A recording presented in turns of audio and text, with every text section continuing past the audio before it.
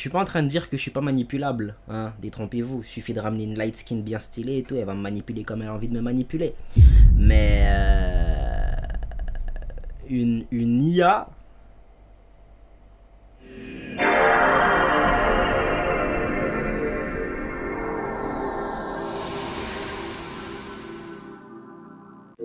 Yeah, ils en veulent aux négros qui réussissent, mais ils veulent me suivre dans mon paradise. Ils voulaient pas de moi dans mon ascension, mais tout là où il y aura pas la place. Hey, fake niggas, je m'en débarrasse. Hey, fake niggas, je m'en débarrasse. Hey, je pense à empiler les liasses. Hey, je pense qu'à empiler les liasses, c'est là on mange à matin. Wagwan YouTube, ça dit quoi l'équipe, j'espère que vous allez bien. Moi ça va, alhamdoulilah, vous connaissez votre bug. Aujourd'hui la famille, on est sur une vidéo de Ludo Salen, comment ChatGPT vous bousille le cerveau, entre parenthèses, et c'est voulu. Franchement je pré-shot, il va dire quoi? Avec ChatGPT on réfléchit plus, c'est l'argument principal je pense. C'est l'argument principal, avec ChatGPT on réfléchit plus, avec ChatGPT il nous donne constamment raison, ChatGPT ceci, cela. Moi le truc que je reproche vraiment dans l'utilisation de ChatGPT c'est la pollution. La pollution, le gaspillage d'eau, c'est plus ça moi qui me fait culpabiliser d'utiliser ChatGPT. Mais s'il n'y avait pas ça, si en fait moi je l'utilise pas comme un teubé, t'as vu? J'aime pas j'ai une petite information à chercher ou je sais pas, genre ouais ChatGPT c'est mieux de manger 2 ou 3 tranches de pain le matin, parce que des gens ils posent des questions de fou à ChatGPT. Wesh. Moi je suis pas comme ça, je suis pas dans l'abus de l'utilisation de ChatGPT, t'as vu. Mais il faut avouer que c'est un outil qui est utile, voilà, les IA en général, t'as vu. C'est plus facile d'utilisation qu'un moteur de recherche, ton information tu la trouves de suite. Voilà, ChatGPT, faut se rendre compte aussi que c'est pas le plus fiable, les trucs il faut les vérifier. Mais il y en a d'autres qui sont beaucoup plus fiables, je vais pas en parler ici parce qu'on me paye pas en fait pour vous donner les plafonds, donc je vais pas dire. Mais il y en a qui sont beaucoup plus fiables, qui sont beaucoup mieux foutus en termes de recherche d'informations, qui sont honnêtes, qui vous disent clairement ouais quand ils savent pas. Or que ChatGPT, honnêtement, hein, dans la recherche d'informations c'est le pire, voilà. Ouais, à part ça, c'est un bon outil de travail. Moi j'aime bien, j'aime pas le laisser réfléchir pour moi, tu vois, c'est plus complémentaire à ce que j'aurais produit. Mais malgré ses défauts, c'est un outil intéressant. Voilà, moi tu m'enlèves juste la partie pollution, j'aurais été tranquille dans ma tête. Bref, on va voir ce qu'il en est. Installez-vous confortablement, petite boisson, petite collation, c'est parti, let's go la famille. Alors on est le 9 janvier 2021 et un Boeing 737 décolle de Jakarta. Il est 14h36 et dans l'avion, 62 personnes ont hâte de retrouver leur famille, leurs amis ou encore leurs collègues. Mais voilà, 4 minutes plus tard, tout part en vrille. Le système qui gère les moteurs se dérègle. L'avion commence à pencher, mais dans le cockpit... Plot twist, le pilote, il a eu son diplôme avec ChatGPT.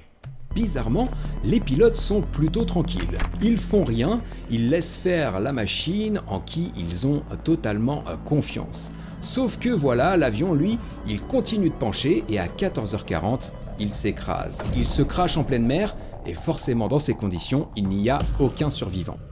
La cause de ce drame porte un nom, c'est le biais d'automatisation. C'est la confiance aveugle que nous avons dans la technologie. Si la machine le dit, c'est que c'est vrai. Non, moi je suis pas comme ça. Je suis pas comme ça les gars, ouais. Des fois faut se poser des questions. Si la machine a fait ça, c'est que c'était forcément la chose à faire. La machine agit alors comme une drogue qui procure un effet de facilité et de soulagement. Elle nous rend accros au fait de ne plus avoir à penser. Cette drogue, elle nous anesthésie le cerveau. Et je savais dit quoi? J'avais pré-shot, on veut plus réfléchir. Aujourd'hui, il y a une drogue très forte qui circule, c'est l'intelligence artificielle, et ses effets sont incroyables. Elle donne la sensation d'être invincible, de pouvoir tout faire, tout comprendre, de pouvoir travailler plus vite et mieux que les autres. Mais comme vous le savez, chaque drogue a des effets secondaires. Et avec l'IA, ils sont plutôt violents. Alors dans cette vidéo, nous allons voir comment les outils d'IA comme ChatGPT nous bousillent le cerveau et surtout comment l'en empêcher. Bon alors, on dit qu'on est l'espèce la plus intelligente sur Terre. Je sais que c'est pas tous les jours flagrant, mais c'est grâce à notre cerveau d'élite. Un cerveau qui pense, qui réfléchit et qui crée. La réflexion et la créativité sont les deux forces du cerveau humain. Sauf que cette machine incroyable, elle a un défaut. Elle a un gros poil dans la main. Bon alors ici, je voulais ajouter un extrait de film pour illustrer le gros poil dans la main du cerveau. Mais j'ai pas les droits et j'ai pas envie de me faire striker la chaîne. Si je vous dis je tire une balle dans la tête à la main, est-ce que vous avez la ref? Dites-moi. J'ai pas la ref. Ceux qui ont la ref, dites-moi, moi j'ai pas la ref. Donc le cerveau, c'est une grosse feignasse, et c'est pas moi qui le dis, c'est la science. En 1984, deux psychologues, Fiske et Taylor, ont lancé la théorie de la paresse cognitive. Elles ont étudié le cerveau et elles ont vu qu'il avait des ressources limitées et que du coup, il fait tout pour économiser de l'énergie en prenant des raccourcis. C'est ce que le prix Nobel, Daniel Kahneman, appelle le système 1. En gros, notre cerveau, il a deux modes. Le mode économie d'énergie, rapide, intuitif, c'est ça le système 1. Et il a le mode ultime, plus réfléchi, analytique, mais forcément qui demande beaucoup d'énergie. Et lui, le glandeur, il va préférer choisir le système 1. Petit test rapide, vous allez voir. Voici une énigme, essayez d'y répondre. Une boîte coûte 1 euro de plus que la balle. Combien coûte la balle?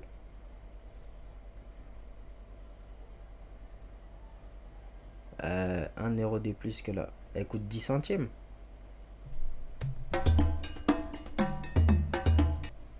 Attendez. Je suis allé trop vite. Et du coup, tout à l'heure, il disait qu'il fallait qu'on n'aille pas trop... Enfin, si j'ai bien compris, il fallait pas qu'on aille trop vite. Ça peut être que ça, les gars. Même si je prends mon temps pour réfléchir, j'ai du mal à avoir une autre réponse. Alors vous avez pensé à 10 centimes? Vous êtes sûr de vous? Eh ben c'est pas ça. Vous vous êtes fait avoir, c'est votre cerveau qui a activé le système 1 au lieu d'activer le système 2. Et la bonne réponse, eh ben c'est 5 centimes. Eh ben va te faire voir. Frère, comment... Attends, wesh. N'importe qui se serait fait avoir, gros. Même si t'avais mis 1,20 €. N'importe qui se serait fait avoir. Vous pouvez vérifier. Votre cerveau vient de prendre un raccourci et il le fait tout le temps. C'est ce qu'on appelle le délestage cognitif. Et on le fait depuis toujours. Une liste de courses, un post-it, une alarme. Sauf qu'aujourd'hui, avec les nouvelles technologies, le cerveau commence à abuser. Est-ce que vous connaissez l'effet Google? En gros, depuis qu'on a Google, on se souvient moins des informations, mais on se rappelle comment les trouver. Et quand on y réfléchit, c'est assez logique. Pourquoi on va garder une info dans notre tête alors qu'on peut la retrouver en quelques secondes à peine avec son smartphone? Et bah notre glandeur de cerveau, il a Moi je fais ça avec les mots de passe. Ouais. décidé, ça sert à strictement à rien. Et aujourd'hui, on franchit un cap avec l'IA. On a l'effet ChatGPT. Avant, Google nous donnait juste le chemin. Maintenant, ChatGPT, il prend la voiture, il conduit et il arrive à destination à notre place. ChatGPT, lui, ne fait pas que trouver l'information. Il la synthétise, il la traite et il agit. Et là, notre cerveau, il en profite. Il se met en mode veille et on devient plus con. Mais vraiment plus con, et j'exagère pas. Là aussi, c'est documenté par la science, c'est ce qu'on appelle l'atrophie cognitive. En gros, il faut voir le cerveau comme un muscle. Plus on l'utilise, plus il a d'abdos. Par contre, si on ne l'utilise pas, il devient, comme moi, il commence à avoir un bide à bière. Pour faire simple, le cerveau, il a des muscles pour penser, mémoriser, décider. Et moins on entraîne ces muscles, moins ils sont performants. Et si on délègue tout à l'intelligence artificielle, eh bien, on perd totalement l'habitude de réfléchir. Là, j'ai l'impression à un moment de la vidéo, il va nous sortir une théorie du complot comme quoi l'outil il a été fait exprès. Enfin, c'est littéralement dans le titre, hein. En mode c'est fait exprès, on veut nous rendre teubés comme ça, je sais pas ce qu'ils vont vouloir nous faire faire. Peut-être pouvoir nous faire manger certaines choses plus facilement, je ne sais pas. Mais comment la vidéo est organisée, on dirait que c'est une théorie du complot. MIT a fait une étude intéressante sur le sujet. Quand on compare des groupes qui travaillent avec Google ou avec ChatGPT, le résultat est incroyable. Le groupe ChatGPT a une activité cérébrale beaucoup plus faible. Ils sont plus rapides, mais par contre leur cerveau est éteint. Dans l'étude du MIT, le but c'était que les participants rédigent des rapports qui seraient notés par des profs. Et c'est le groupe ChatGPT qui a rédigé les meilleurs écrits. Mais voilà, quand on leur a demandé de citer des phrases de ce rapport, eh bien ils en étaient incapables. Pourquoi? Eh bien parce qu'avec ChatGPT, ils ont fait moins d'efforts, leur cerveau s'est moins musclé, moins échauffé, et donc il a moins retenu ce qu'il a écrit. Donc en gros, à court terme, on gagne en efficacité avec l'intelligence artificielle, mais à long terme, eh bien on perd en intelligence. Et c'est pareil pour la créativité. L'IA, c'est un super outil pour créer. Moi, je le vois tous les jours avec mes vidéos YouTube. Avant, quand j'avais le syndrome de la feuille blanche, je galérais des heures pour essayer de trouver des idées. Maintenant tout ça c'est terminé, je vais lancer ChatGPT et en quelques secondes je vais avoir des idées à foison. Mais là aussi, il y a une étude de l'université de Toronto qui est intéressante. Ils ont pris 2 groupes, un groupe avec IA et un groupe sans IA. Le groupe IA a généré plus d'idées et plus vite, donc ça c'est plutôt cool. Sauf qu'après, on leur a retiré l'intelligence artificielle, et là, tout a changé. Ils sont devenus moins créatifs que le groupe qui n'a jamais utilisé l'IA. Leur cerveau était déjà devenu dépendant, comme des mecs qui pourraient fumer avant de faire une disserte de philo, et là je pense que si vous cherchez dans vos souvenirs, vous aurez sans doute des noms en tête. Bref, il y a un autre danger, c'est que si tout le monde commence à utiliser l'intelligence artificielle pour trouver des idées, on va tous finir par penser pareil, par créer pareil, et là, adieu l'innovation et l'originalité. Donc oui, l'IA nous rend plus cons et moins créatifs, mais le pire, c'est qu'elle a aussi le pouvoir de nous flinguer le moral et la motivation. Et c'est ça qu'on va voir maintenant. Genre quand ça fonctionne pas? Bon, alors je suis ennuyé parce que je voulais vraiment vous faire la meilleure vidéo de la planète avec celle-ci sur ce sujet qui me tient vraiment à cœur. Mais voilà, vous le voyez sans doute à ma tête, j'ai une tête de mort. Ça fait 4 jours que j'ai 39 de fièvre, que je suis cloué au lit, j'essaye de faire ce que je peux. Mais ça devient très compliqué et j'ai envie de vous sortir rapidement la vidéo. Donc à partir de maintenant, il y aura moins de montage, moins de rush d'illustration, moins d'effets sonores. Mais sur le fond, elle sera tout autant captivante. Donc je vous laisse la regarder, j'espère qu'elle vous plaira. Et m'en tenez pas rigueur s'il y a moins de montage à partir de maintenant. Voilà, bon visionnage. Donc franchement, ça allait pas gâcher la vidéo. Après, j'ai pas envie d'être méchant, mais les illustrations que tu utilisais, pour moi, elles étaient pas si nécessaires que ça. Moi, je veux juste t'écouter parler. S'il y a des illustrations qui sont nécessaires pour moi, si tu parles de certains articles ou quoi, je sais pas quoi. C'est pas le sujet de la vidéo, hein, mais c'est vraiment pour vous dire. Si jamais le frérot il passe par là aussi, le fait qu'il y ait moins d'illustrations, ça va pas me déranger. Et je suis pas sûr que ça dérange d'autres personnes. Donc vraiment, on va pas t'en tenir à rigueur, comme tu dis. On vient de le voir, à force de déléguer, notre cerveau devient moins bon. Mais c'est que la première partie du problème. Parce que pendant que notre cerveau est en mode sieste, l'IA, elle dort pas. Au contraire, elle a appris à exploiter nos plus grandes failles psychologiques. Et la première, c'est notre confiance aveugle. Rappelez-vous, on en a parlé dans l'introduction avec le crash d'avion. Ce phénomène a un nom, c'est le biais d'automatisation. On a tendance à faire confiance trop facilement à la machine, on se dit c'est bon, c'est un ordinateur, il peut pas se tromper. Et c'est là qu'on se fait avoir. L'exemple le plus parlant, c'est l'histoire de cet avocat à New York qu'on a déjà vu dans la vidéo qui s'affiche en haut à droite de l'écran et qui sera en lien dans la description. Allez voir cette vidéo si c'est pas encore fait parce que c'est assez incroyable. En gros, dans un procès, on a un avocat qui a demandé à ChatGPT de lui trouver des affaires pour constituer son dossier.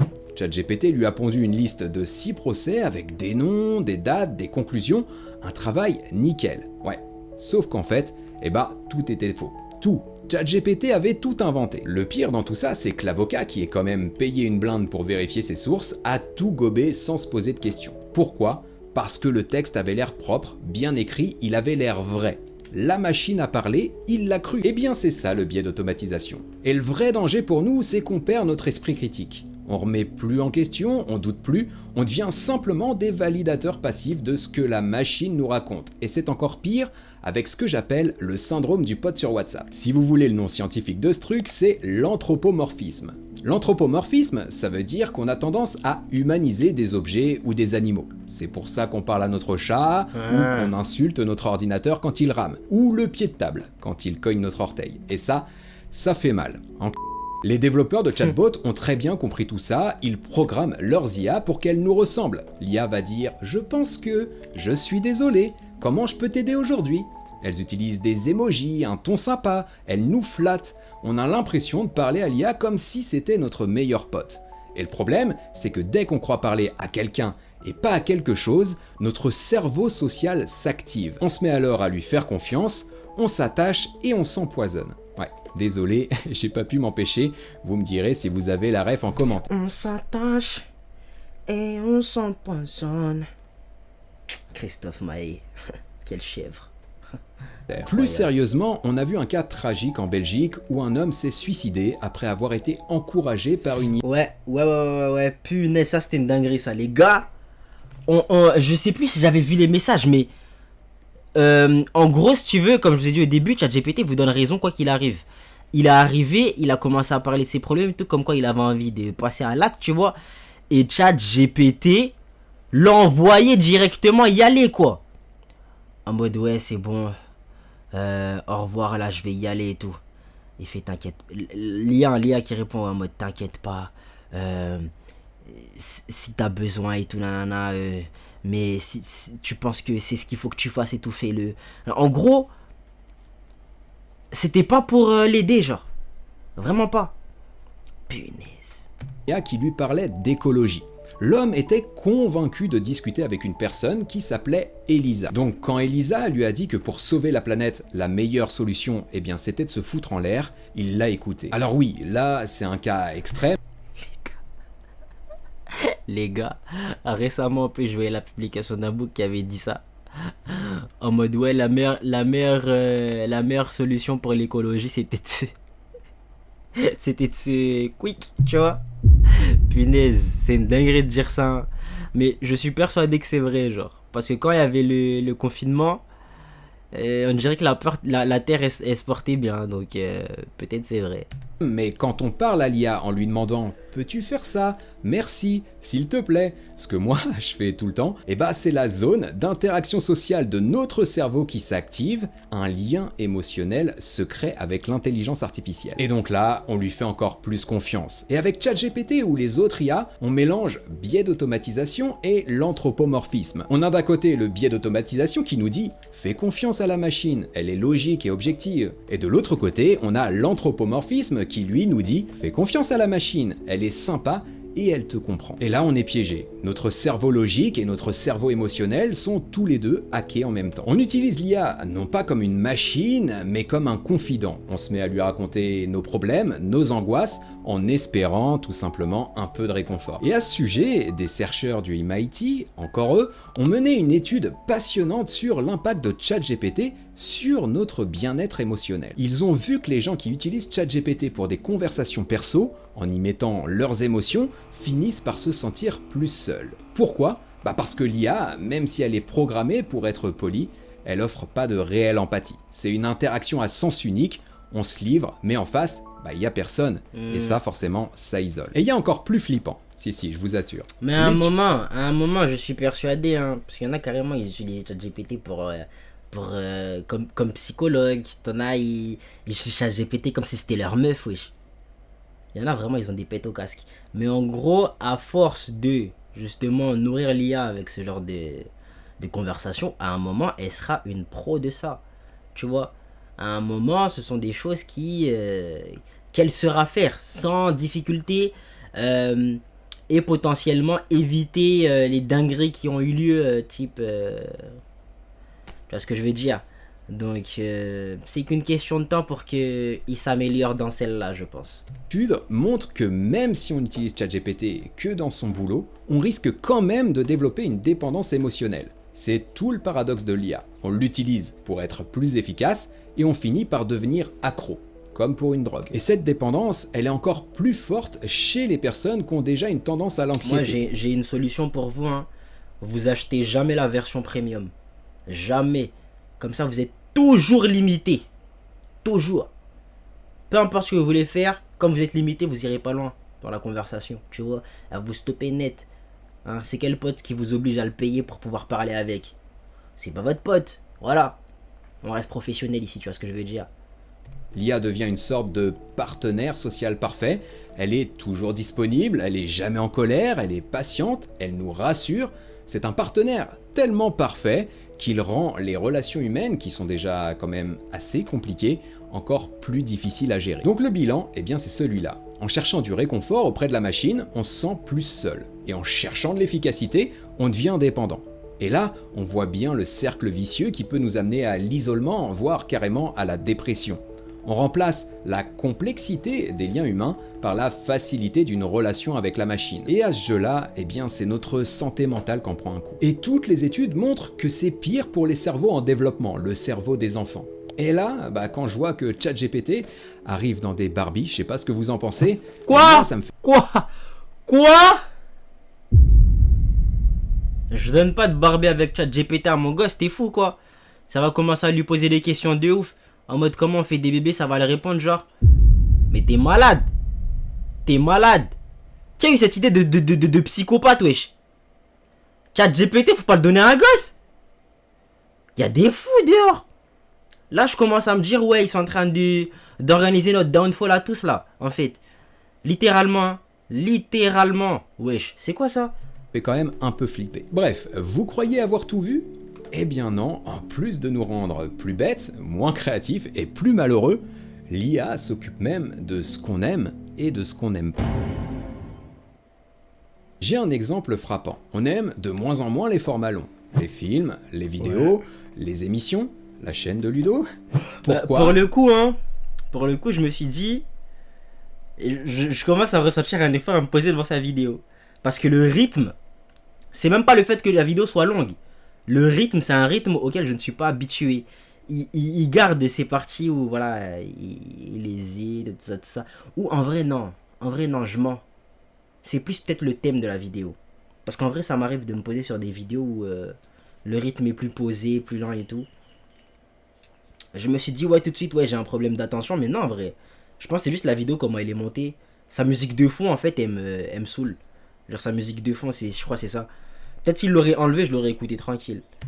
Parce que l'IA sur les réseaux sociaux veut nous rendre accros et nous pousse vers les formats courts pour délivrer un max de dopamine. Plus on enchaîne les contenus, plus on reçoit de shots de dopamine et plus on scrolle. On est comme des junkies, notre cerveau adore ça et en redemande tout le temps. Et le résultat, notre capacité de concentration s'effondre, on devient incapable de faire des activités longues qui ne procurent pas de récompense immédiate. Notre cerveau, en plus d'être déjà feignant, devient impatient. On a tous du mal à rester vissé sur le canapé en regardant un film sans sortir son téléphone. Et pourtant ce film, il est plutôt sympa, mais on peut pas lutter, c'est automatique. On a le cerveau shooté à la dopamine, et ça porte un nom assez drôle, c'est ce qu'on appelle le TikTok brain. Et à côté de ce cerveau TikTok, notre attention est capturée et nos goûts sont formatés. L'IA est devenue notre DJ personnel, notre critique de cinéma, notre guide de voyage. Non, TikTok me donnera jamais l'envie d'écouter, enfin si en vrai, mais TikTok ne pourra jamais me manipuler à écouter, non, à aimer tel ou tel type de son, t'as vu? Moi quand je kiffe un son, je sais pourquoi je le kiffe, tu vois, genre il faut vraiment que je sais pas frère, genre en fait c'est pas parce que le son il est poussé chez moi que je vais forcément le kiffer, pas parce qu'il y a un certain buzz que je vais forcément le kiffer, t'as vu? Je suis pas en train de dire que je suis pas manipulable, hein, détrompez-vous, il suffit de ramener une light skin bien stylée et tout, elle va me manipuler comme elle a envie de me manipuler. Mais une IA, je sais pas. Elle analyse nos moindres clics pour nous enfermer dans ce qu'on appelle une bulle de filtre. Une bulle de filtre, c'est une sorte de prison digitale que l'IA sur les réseaux sociaux nous construit en nous montrant uniquement des contenus qui confirment nos propres idées. J'ai l'impression que moi, ils s'y prennent plutôt mal. J'ai vraiment l'impression que chez moi, ils s'y prennent vraiment mal. C'est quoi? Sur Instagram, tu likes un truc une seule fois, hein. Il te montre que ça, alors que moi je kiffe plein de trucs, t'as vu? C'est pas parce que, par exemple moi, j'aime beaucoup Central C. Genre j'aime beaucoup Central C. Dans mon feed, genre dans mes, tu sais, l'onglet exploration là, je veux qu'il y ait tout le temps du Central C. Je veux qu'il y ait tout le temps du Central C, t'as vu? Sauf que, un jour je vais liker une publication qui parle d'autre chose. Je sais pas moi, je sais pas frère, autre chose, des trucs de couple, j'en sais rien, tu vois.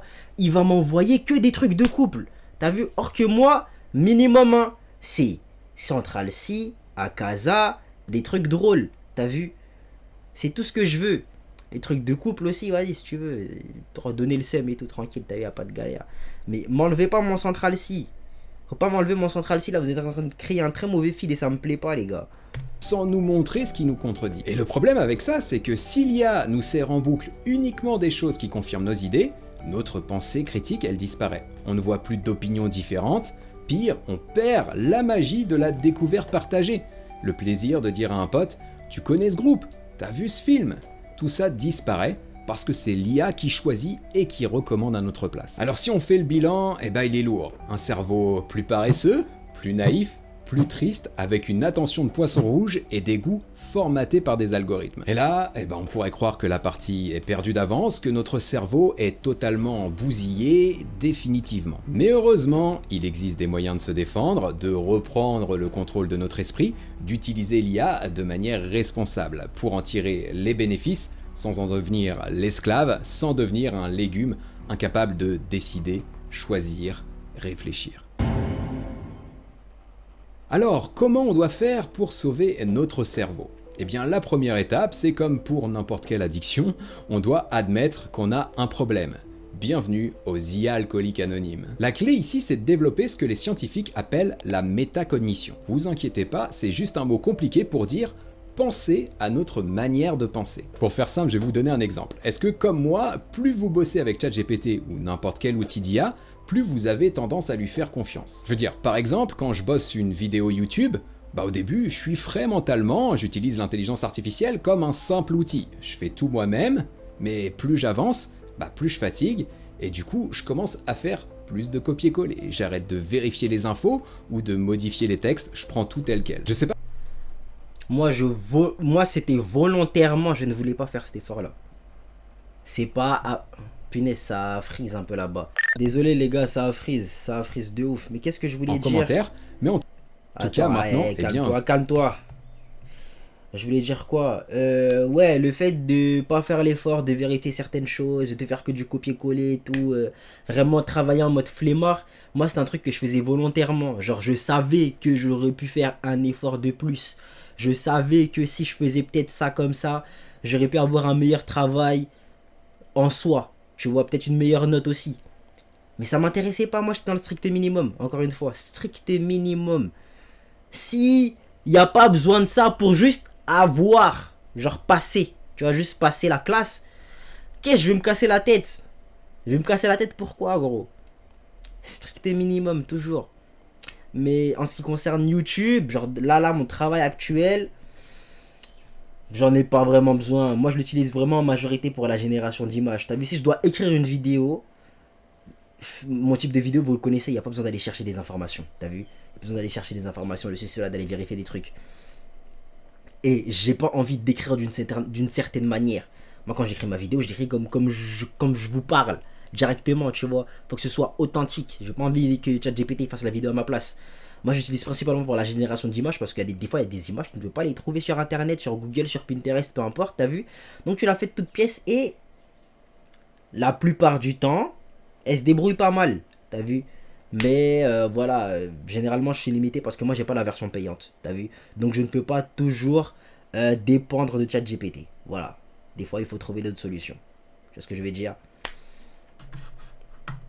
Plus de copier-coller, j'arrête de vérifier les infos ou de modifier les textes, je prends tout tel quel. Je sais pas si ça vous fait ça, à vous aussi, vous pourrez me dire en commentaire, mais en tout cas maintenant, vous devrez penser à la solution, la métacognition. Avant de copier-coller une réponse de ChatGPT, prenez 2 secondes et posez-vous la question. Mais faites-le honnêtement. Est-ce que je suis en train de réfléchir par moi-même ou est-ce que je suis en train de m'anesthésier le cerveau en déléguant à l'intelligence artificielle? Est-ce que j'utilise l'IA comme un outil pour m'aider ou comme une drogue pour ne pas avoir à réfléchir? Si vous avez cette prise de conscience, vous aurez fait au moins 50% du boulot, et moi je vais être franc avec vous, c'est la raison pour laquelle ce que vous écoutez à ce stade de la vidéo, c'est pas du copier-coller de ChatGPT ou de l'intelligence artificielle, ce sont bien mes mots, parce que c'est vrai, et c'est peut-être long aussi pour vous, après 20 minutes de script écrit, la tentation de faire des copier-coller, elle est quand même très très forte, mais bon, je tiens bon. Bref, maintenant, rapidement, passons à la deuxième étape, le microdosage. L'idée, c'est pas d'arrêter l'intelligence artificielle,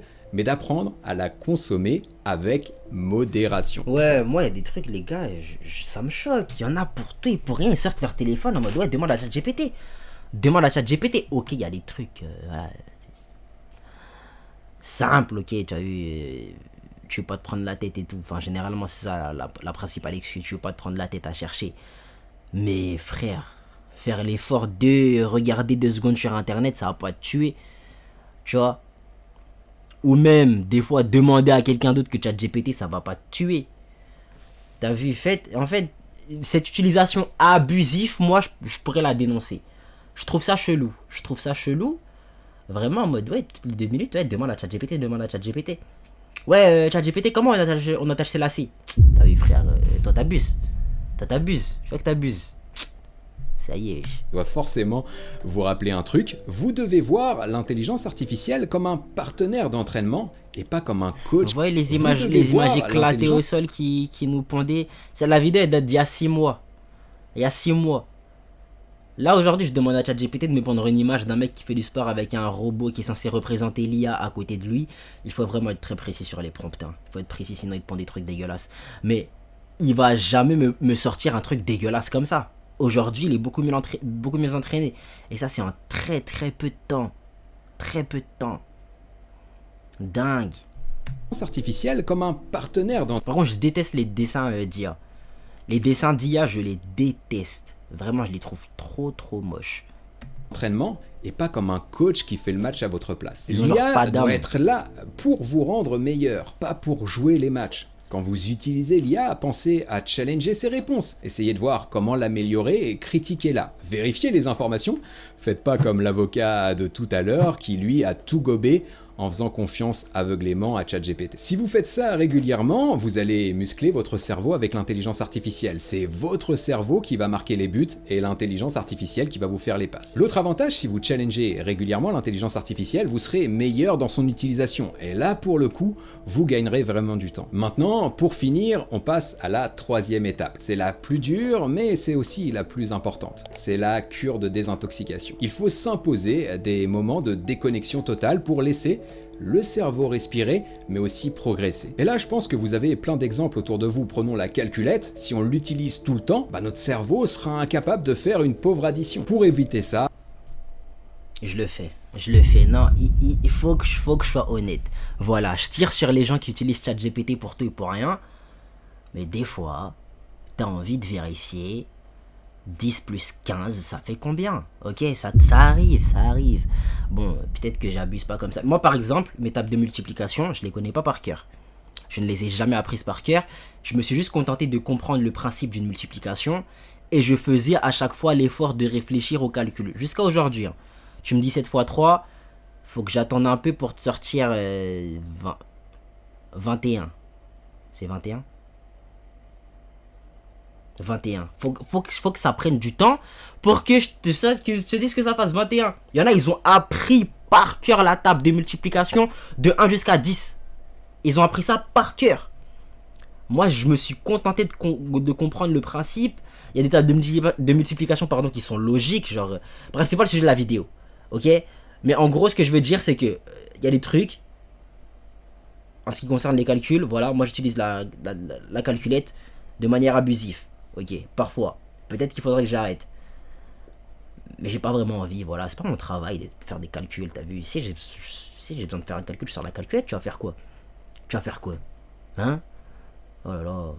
imposez-vous de bosser parfois sans l'intelligence artificielle. Je sais que si vous avez goûté à ChatGPT ou aux autres outils, c'est pas facile de revenir en arrière, et clairement j'en sais quelque chose. Mais rappelez-vous de l'effet Google et de l'effet ChatGPT. On l'a vu, le cerveau est une feignasse, et il vous dira constamment « Mais pourquoi tu veux dépenser de l'énergie à faire ça alors que l'IA peut le faire pour toi ?» Alors parfois, ne l'écoutez pas, dites-lui que c'est pour son bien, comme se bouger pour faire du sport un dimanche matin. Et vous verrez, en quelques jours, vous ferez des progrès de fou avec l'intelligence artificielle. Votre cerveau sera plus vif, il arrivera à servir de l'IA comme un booster de ses capacités et pas comme une drogue qui l'endort pour ne pas avoir à réfléchir. Alors voilà, j'en ai terminé avec cette vidéo, j'espère qu'elle vous aura... C'était lourd, Maïji, c'était lourd, mais bordel, c'est un peu long à regarder.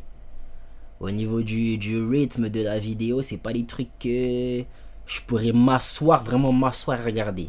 Peut-être l'écouter en fond comme ça, pendant que je suis en train de faire la vaisselle, dessus, cela et tout. Why not? Mais c'était très intéressant par contre, très intéressant. Et en ce qui me concerne, je suis pas le plus grand utilisateur de ChatGPT concernant mon travail et même ma vie en général, t'as vu. J'en ressens pas vraiment le besoin. Mais je ferai quand même l'effort de faire des efforts, t'as vu. S'il y a des trucs qui ne demandent pas nécessairement l'utilisation de ChatGPT, j'essaierai d'éviter. Et j'espère que vous ferez de même. Ceci étant dit, la Big Mif, j'espère que vous aurez kiffé la vid. Vous me direz ce que vous en avez pensé dans les commentaires. Mais on se dit à la prochaine pour la prochaine.